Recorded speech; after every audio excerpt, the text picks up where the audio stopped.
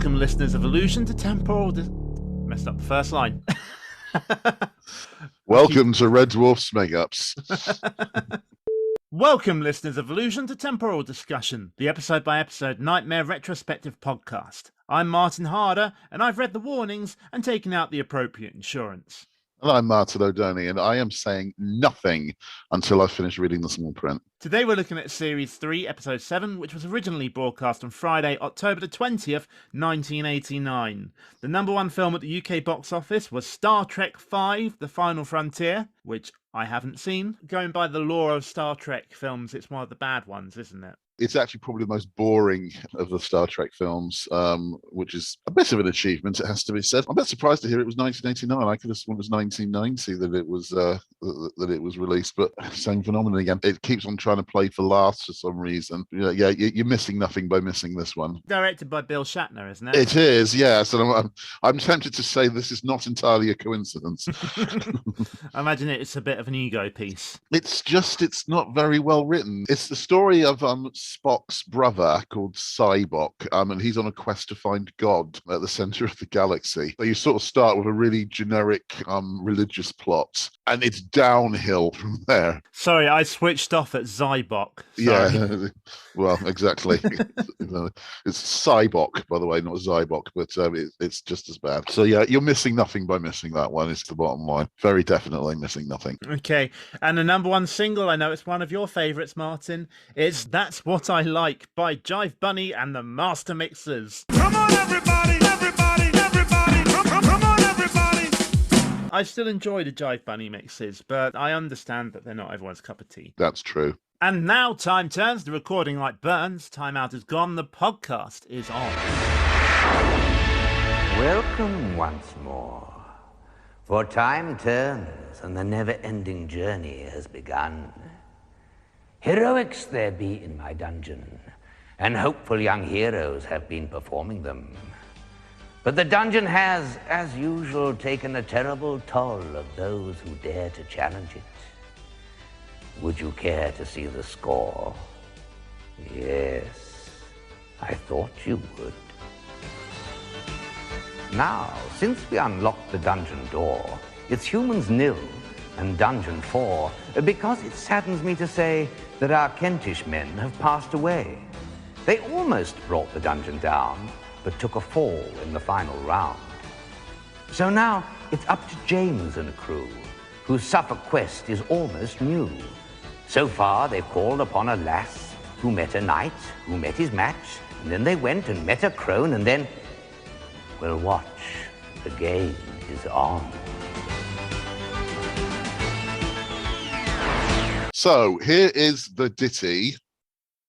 Door and 4, that's definitely a pass. Say and away, easy, but again, definitely a pass. Crew and new, yeah, that's not bad. Lass and match. And crone and on doesn't really work either, does it? No.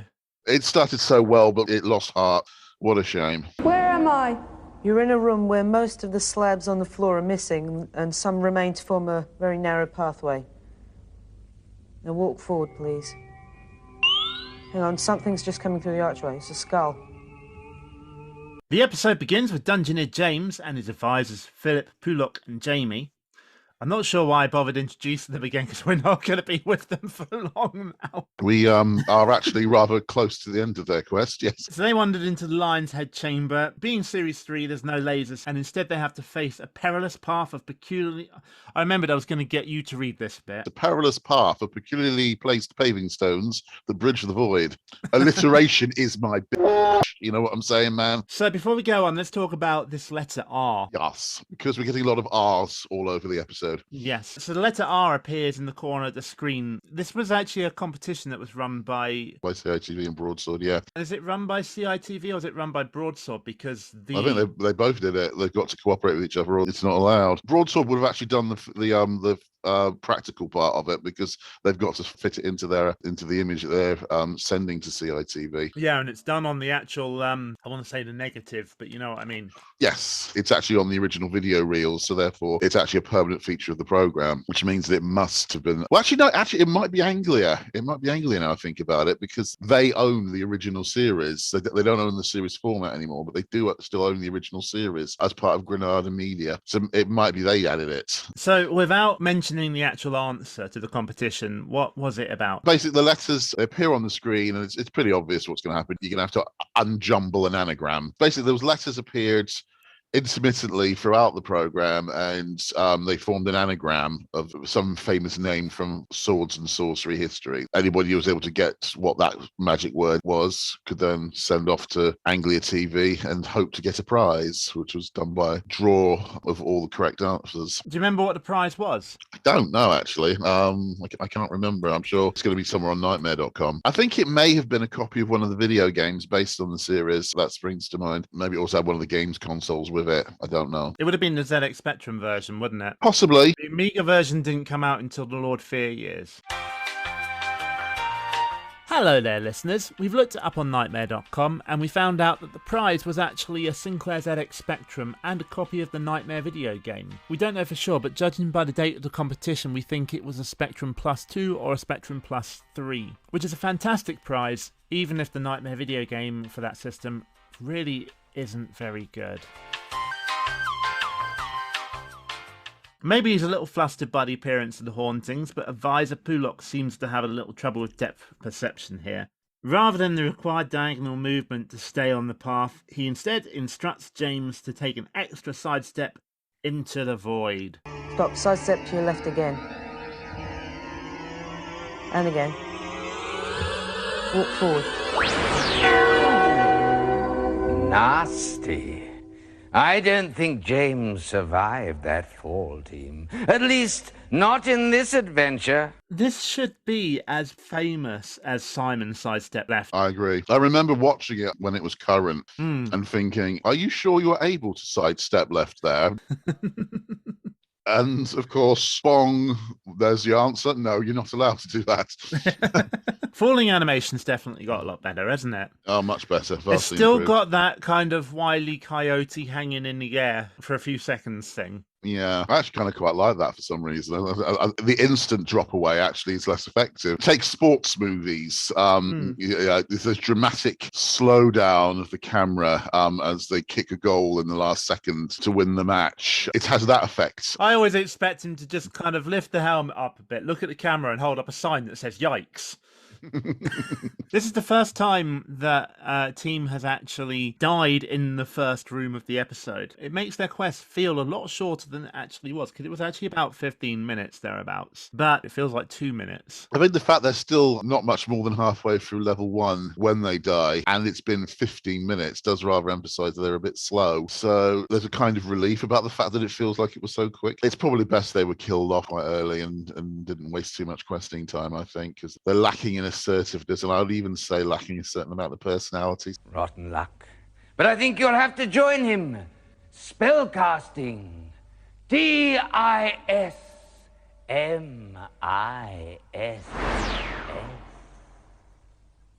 Farewell, boys. You started well, but finished rather sooner than we hoped. Now others take the trail, for enter, stranger. Ah, and even stranger than the last time. Your name, please. Ross Dennis. And have you travelled far, Ross? From Birmingham. Yes, well, I don't suppose they have a lot of dungeons there. You won't survive here, you know, without good advice. So call your advisors. Gavin. Fu. Shahzad. So this team consists of Dungeoneer Ross Dennis and advisors Gavin, Fu and Shahzad, who all hail from Birmingham. Can I just say, when I hear the name Ross Dennis, I just think he has to have grown up to have become a stand-up comedian. Yes. You have to be a stand-up comedian with a name like that. Or a game show host. Possibly. Traeger greets the team and tells them he's sure that they've read the warnings and taken out the appropriate insurance. I've checked, and unfortunately death by medieval Deus Ex Machina isn't covered by my plan. Traeger then sends Ross on his way. The small print in my insurance says I am covered, but only in the event I never lodge a claim. Far be it from me to encourage stereotypes about insurance salesmen, but they are all You can edit that in as well, but you're not going to, are you? Turn now, face the dungeon door, and step bravely forward.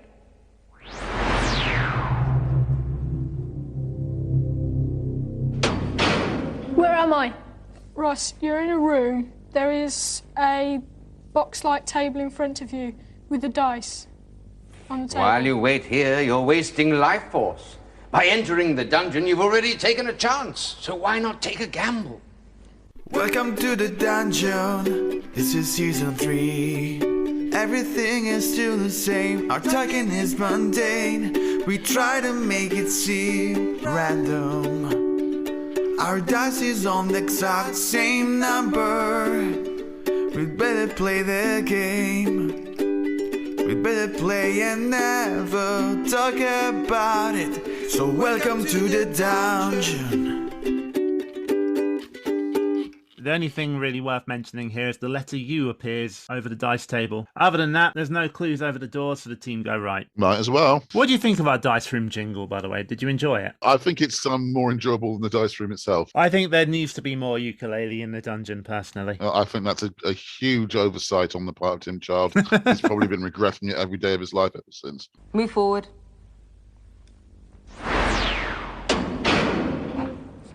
Where am I? You're in a room. There are 2 doorways. One has, Oh, blow this. 74, 84, 94, 100.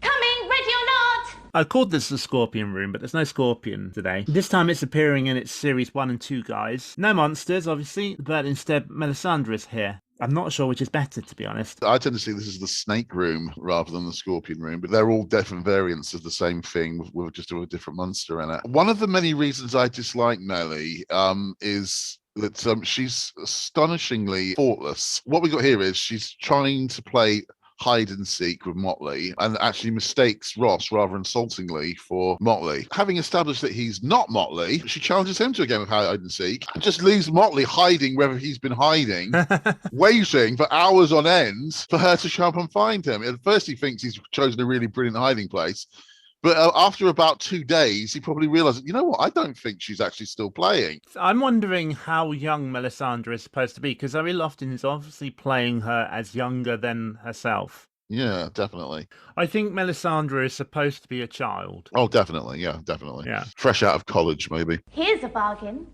You play hide and seek with me, and if you find me, I'll help you find your way into level 2.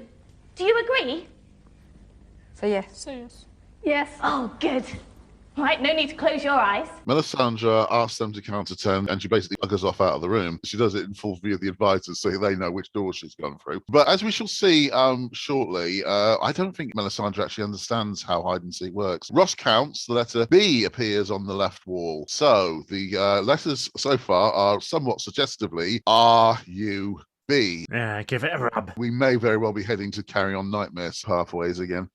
Anyway, after he counts to 10, he says, ready, I'm coming. With that, the team do guide him out of the room. Hide and seek is never going to be one of the most in-depth tactical games invented by mankind. But as a harmless spoiler for what's ahead, I have to say that this is the most superficial example of someone trying to play hide and seek in its long and storied history. All she's actually done is run into the next room and stood slap bang in the middle of it.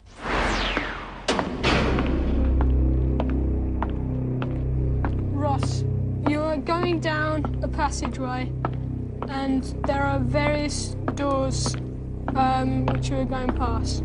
Occasionally a bat flies past. Keep moving, Ross. This corridor is helping you make good progress.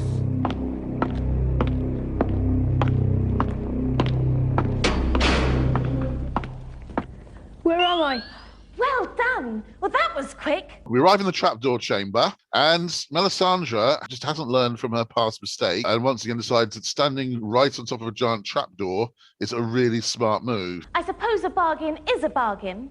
So here are your instructions. All you have to do is...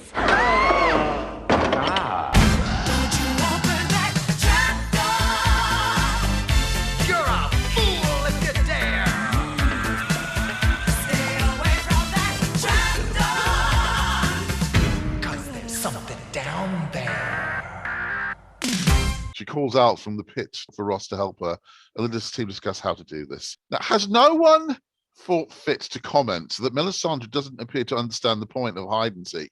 During the hiding bit, you're supposed to try and conceal yourself. Trapdoor or no trapdoor, standing right in the middle of an empty room is not playing hide and seek. In fact, for the sake of making the game work, it was as well the doors opened beneath her, because now we can't see her. Obviously, whoever opened that trapdoor was just trying to help her to play hide and seek. So that's actually the hero. Mogdred is the hero. Is it Mogdred, this quest? I don't think it was ever made explicit, really, was it? Because for reasons that will come clear later. If it wasn't, then maybe it was Morgana. I think it's Morgana. Morgana does appear in level 3, doesn't she? So maybe it was Morgana, yeah. Morgana is the heroine. Makes sense? Good logic? It makes more sense than the alternative. Yes, well, you won't be helping her much if you go anywhere near that trapdoor, Ross. Now, you're going to need food soon, so I suggest you start by finding your own way through this level. With Tregard's encouragement, the team decide that the best way to help the maiden out is to carry on with their journey and hope that they reunite with her on the way. Ross leaves through the door on the right, and the letter I appears in this room. Where am I? Ross, you're in a clue room. There is a table side onto you. Ross sidesteps his way into Brangwen's clue room. As his life force moves into the red, the team take a leisurely amount of time to guide him to the table.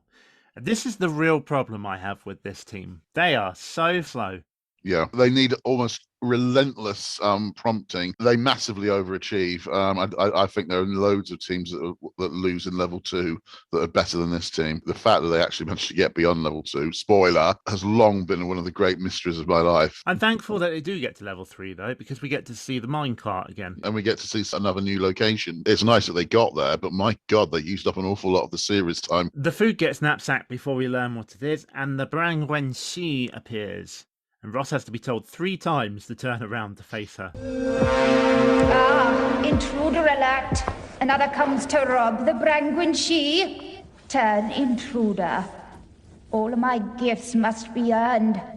Only those who bear truth will depart bearing knowledge. Huh? Turn. I have 3 mysteries, Turn to your right. and here is my first. Adam was the first man. Eve was the first woman. But who was the first murderer? Give them credit where credit's due. They know it's one of 2. Yeah, I did as well, but I wasn't able to remember which one was which. It was a gallant attempt, but they actually ended up with the first murder victim instead. The first murderer was Cain, and he murdered his brother Abel. Which I only remember basically because Cain is the name of the bad guy from RoboCop 2. Cain is frequently used in fiction as a sort of metaphor for killing. Tomorrow I will sit upon it. Later still I will write upon it. Today I rest beneath it. What is it? So obviously the answer is wood. You rest beneath a tree, you write upon paper, and you sit on a wooden chair. They get that one right. With a blade, David slew Goliath. But what weapon brought him down? A lot of people actually get that wrong. They think that the sling itself actually killed Goliath, but it didn't. It did need actually to be some follow-up, shall we say. So I'll give a kudos to Nightmare for actually breaking an urban myth rather than reinforcing one there. 2 is the score. The team learned that their quest is to free the maid who was their playmate, which I think they'd already figured out. More than fish may be caught in these halls. My response to that is always to think it must be a mad fish if it's gone questing in a dungeon. The team also learn that the first step is the handshake. On the table are an egg, a red gem, and a fishing rod. The team select the fishing rod, which makes a certain amount of sense, and the egg before leaving via the door on the right. Now, here's a lucky break here for them. They might have thought that the egg was an extra food item, and they might put it in their knapsack. As Tregard reveals later, that would have had a very unfortunate effect. I think Tregard probably would have stopped them doing it somehow. I think he would have tried to say, well, look, you've already had your food. You don't need any more just yet. An L appears in the room here, so the current letters are R, U, B, I, and L. So it could be I'll rub it. Oh, my dirty brain.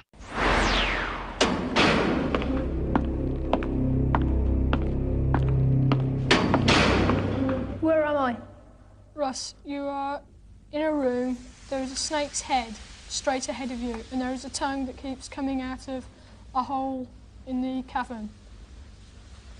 Time you're crossing with care, team. I should say from past experience, the serpent's mouth is best avoided. If you're wondering what the high-pitched noises are on the sound bites, that's the sound that plays every time one of the competition letters appears. Ross entered the Serpent's Mouth cavern, and the tongue is moving at a much more regular speed than previously. So really, this is just purely timing. Unfortunately, it's purely timing. Unfortunately, it's purely timing. Yes. If it was a puzzle where the trick is to move very, very, very slowly in one direction, they would have been laughing. Unfortunately, they do rather dawdle when they arrive on the serpent's tongue. They do actually get him onto the tongue all right, but they spend too long on there and he ends up taking an alternative exit as a route. Now, do you think this was always going to be the case? Yes, I actually do. I actually think this was premeditated. There's always the argument that if they walked a bit faster, they could have just used the ledge. But when you reflect on one of the clue objects that they just happened to have selected on clue room table, I think even if they had moved a bit more quickly, they probably would have just sped up the tongue bridge and he would have gone down the serpent's mouth anyway. Yes. An upside down A appears on the serpent's head, giving us RUBILA. Now, I'm going to insert a competition here. Okay. For our Patreon supporters. Okay. If you are a Patreon supporter, and if you're not, you can go to patreon.com/nightmarepod, link in the description as well. And if you're not, why not, more importantly? And the first person to comment on the post for this podcast what the correct word is, you get a t-shirt. Simple as that. First person gets a t-shirt. Okay. First person to comment on the post for this particular episode with the correct word wins a t-shirt. No. Forward. Stop. No, sidestep to your left, quick. Sidestep to your left, quick.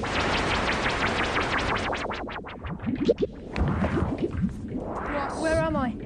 Ross, you're in a room. It looks like the stomach of a creature.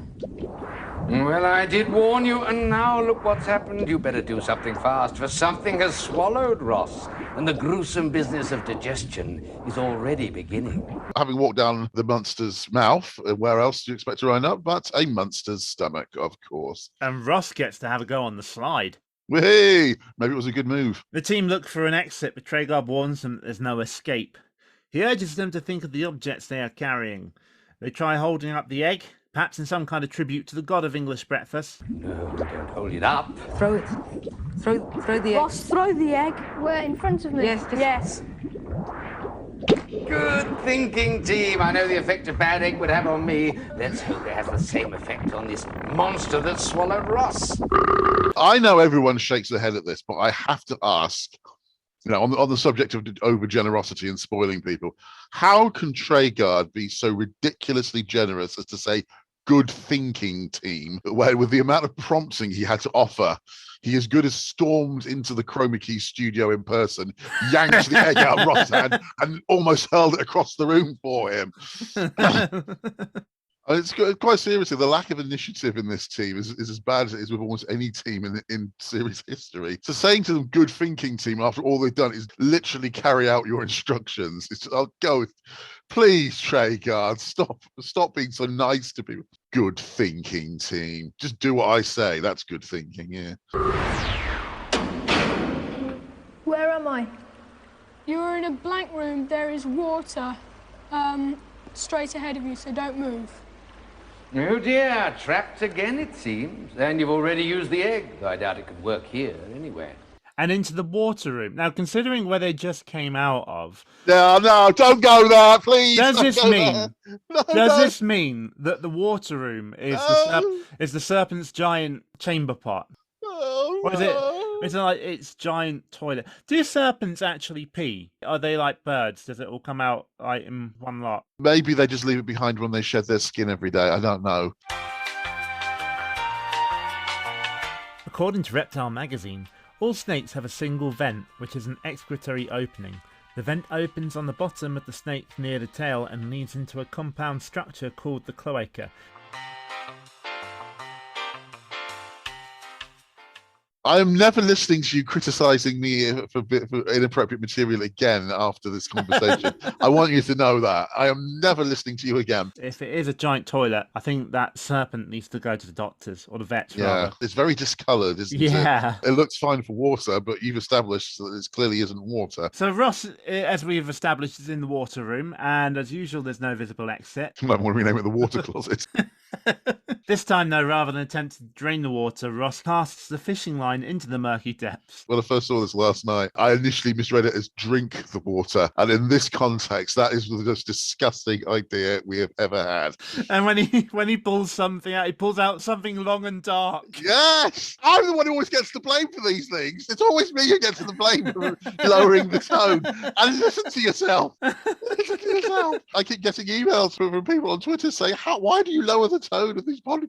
They're so cerebral normally. And then you come along and it sort of turns into round the horn. I am always the one getting the blame. Martin, people don't like you enough to email you. Emotional damage. He cast the fishing line into the water, and sure enough, Ross has managed to catch Tim Child's mouse cursor. On a serious note, I do love this chamber, and this is another imaginative use for it. A bit overly meta, perhaps, plucking an exit out of the water. But yeah, it works. So yeah, sure enough, Ross has managed to catch Tim Child's mouse cursor, in this instance taking the form of a doorway, which Ross flicks out of the water and onto the back wall. Now it's just the simple task of guiding Ross through, and the team move on. What you're saying is it now requires movement. This could take a long time. Considering what we've been saying about this room, let's not talk about movement. Another letter appears, the letter C this time. It's Rubilac, or Rubilac. Stop. Turn left. And go forward. Walk forward. Ross, whatever you do, don't stop or turn. The safest way is always straight ahead, but at least you can face what's coming. Ross's walking on the spot acting is really good. He does actually mime the walking rough better than most Dungeoneers, I would agree. It does kind of sum up how slow the team is, as their best movements are the ones that involve actually staying exactly where they are. Where am I? Ross, you're in a room. There is a kitchen. There is a table with a stool by it, and there is a jester on top of the table. Hello? Are you looking for someone, are you? Say yes. Say yes. Yes. Who are you looking for? Melisandre. Say Melisandre. Melisandre. Melisandre. Oh, funny business that was, being whipped away like that. Oh, dear. And he arrives in the kitchen next now. Motley is here. Yeah, oh, comedy at your service. Jester in my game. I'm a laugh a minute, and Motley is my name. Woo! Not a bad little jingle, was it? Nah, I can do better jingles than that. I've got to come up with a kitchen jingle now, damn it. I'll just ad-lib one and stick it in here.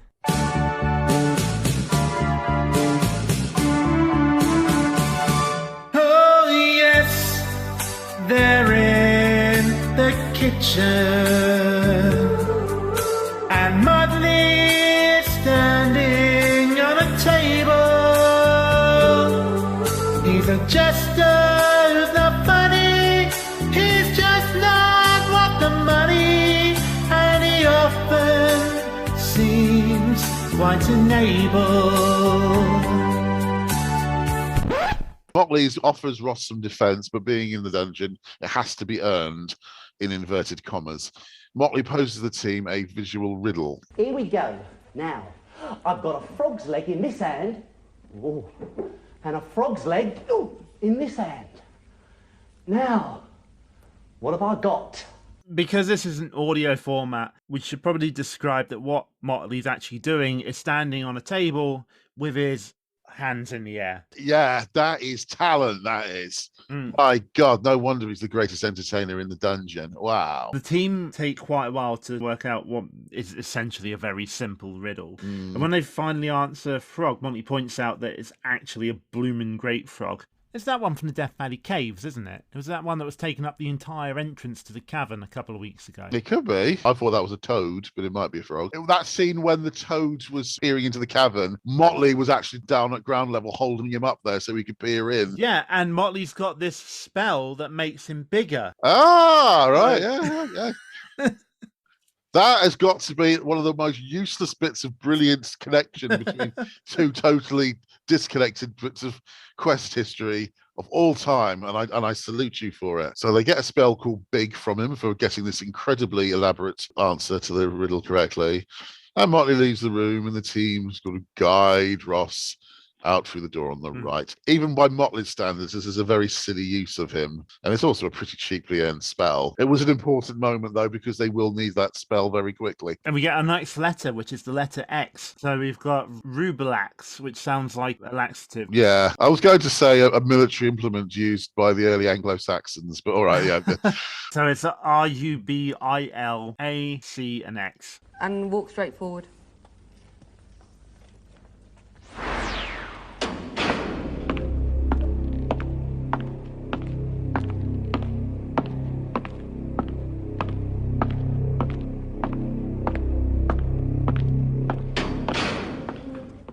Where am I?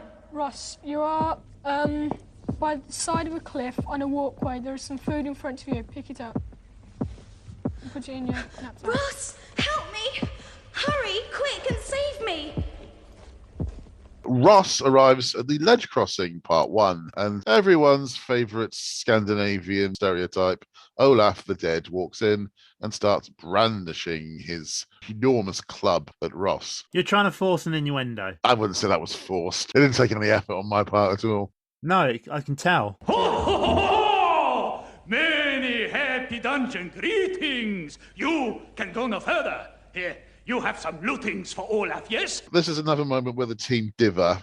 It's pretty clear that they're going to have to cast the spell. Going to give them a pass on this, though, because having got the spell literally on the other side of the door, you do always feel a sort of reluctance to spend it that quickly. I don't like it, and we see a lot of it in Series 3. Yeah. With objects and spells. Yeah. You get it in one room, use it in the next. It suggests the writers are in too much of a hurry, really, doesn't it? Yeah. Even just to hold on to it for one more room would have made it better. Maybe go on to the next ledge crossing chamber before introducing Olaf, just for instance. Yeah. Well, there we go. Come.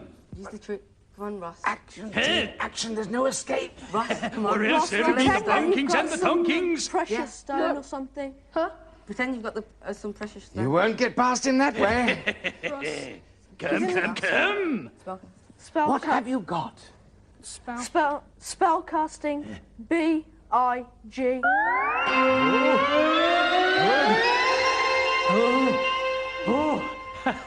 How do you do?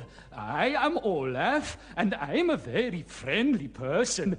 I'm a very friendly, small person who would not be hurting the fly. In fact, I would be happy for you to be looting me. Perhaps I should be going now. Sorry, but the orders is the orders. Run! And as expected, Ross is now gigantic. Naturally, Olaf starts talking in a much higher register as the fear overtakes him. And he runs off after a little bit of grovelling. So Traeger congratulates the team and suggests that they dispel or risk getting Ross stuck in the next tunnel. Olaf runs away. Ross becomes small again.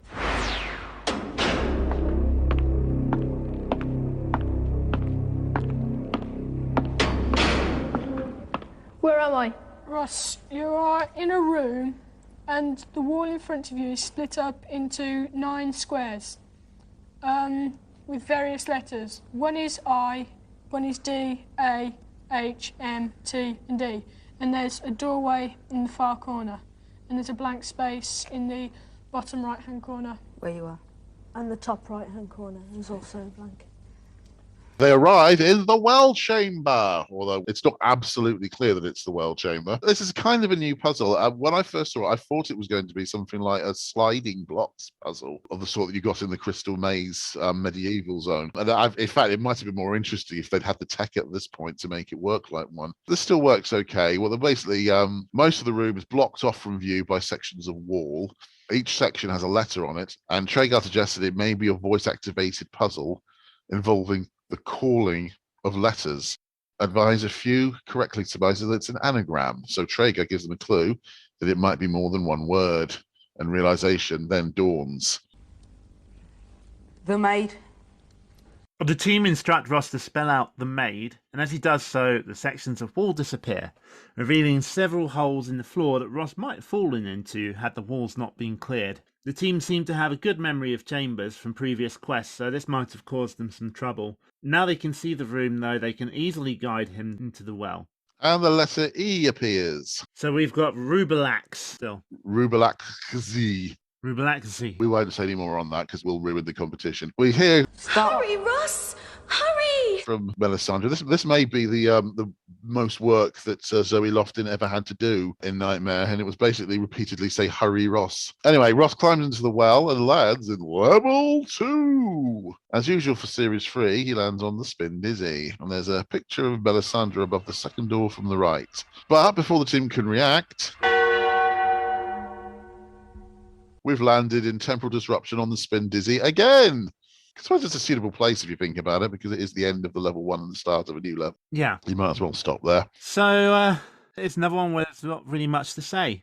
Yeah, it's not bad as such. There are some new ideas on show, like the blocks puzzle. The problem is that both of the teams this episode seem to get constant brain seizures. And truth is, watching season 3 through like this for the first time in a few years, I'm finding that the gameplay, if anything, is slightly slower than it was in season 2. Which isn't what you'd expect when all the contestants have 2 seasons of experience watching the series to draw on. And it's actually making it mildly infuriating to watch. You can feel there's so much more potential in some of the new stuff that season 3's got. Well, part of that is because of the dwarf tunnels, to be fair. Yeah, but it's not quite hitting the heights it should be. And certainly not in comparison with the season's reputation. You know, I've often gone along with the idea that season 3 is the best, but I have to say, I'm not really enjoying it very much on this particular round of watching. Maybe there's an element of familiarity breeding contempt here. I don't know. I think the thing is that, yeah, season 3 is probably the best series. Technically, it's still the best, yeah. Yes, but it's mainly due to the new scenarios and the new chambers. But until we actually get to them, we can't talk about them, really. That's true. And because it's a bit more difficult than previous series, an awful lot of the quests aren't getting far enough.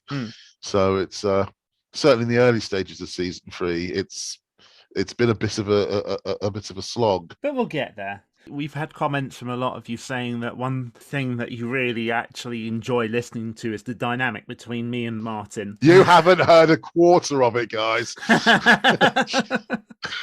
He's very, very careful to edit out most of it, believe me.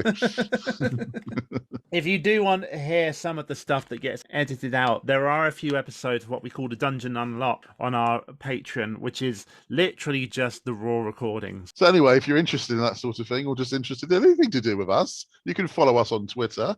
We're at Nightmare Pod. If you want to support the podcast, we're Nightmare Pod on Patreon. And speaking of Patreon, here's a shout out to Keepers of the Book of Quests, Peter Polsford and David N. Rabbit. Advisors Benjamin Bloom, Peter Sidon, David Thompson. And Dungeoneer Peter Courage. Support us on Patreon at Dungeoneer level or above to get your name mentioned on the podcast. Higher level perks also receive merchandise, have access to exclusive episodes, and if you pledge as a Keeper of the Book of Quests, we'll even offer you the chance to be a guest on the podcast. Our website is nightmarepod.co.uk. If you're looking for temporal discussion merchandise, including t-shirts, stickers, and other products, it's at nightmarepod.redbubble.com. Or you can email us at podcast@nightmarepod.co.uk. And just keep telling yourself, it's only a podcast. Isn't it?